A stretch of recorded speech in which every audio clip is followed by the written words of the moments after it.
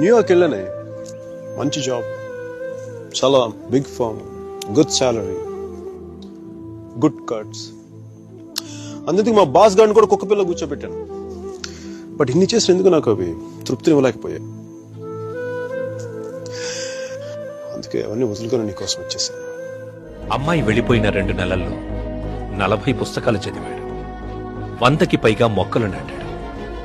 రోజుకి 7 మైళ్లు చొప్పున దాదాపు 500 మైళ్లు నడిచాడు. మీరు పెళ్లి చేస్తున్న వాడికంటే నేను 100 రెట్లు యోగ్యుణ్ణి. పిల్లనిచ్చేటప్పుడు ఉన్నోడా లేనోడా అని కాదు, మనసున్నోడా అలవాటు లేనోడా అని చూడండి. ఎందుకంటే సంపాదిస్తే డబ్బు వస్తుంది కానీ సంస్కారం రాదు. మరి ఆనందంగా ఉన్నప్పుడు మన పక్కన ఎవరుంటే కరెక్ట్ కాదు. ఏంటి ఆలోచిస్తావు? మనం ప్రేమించిన వాళ్ళు ఉంటే బాగుంటుంది. నాకు మీరా ఉంటే కరెక్ట్ అనిపిస్తుంది.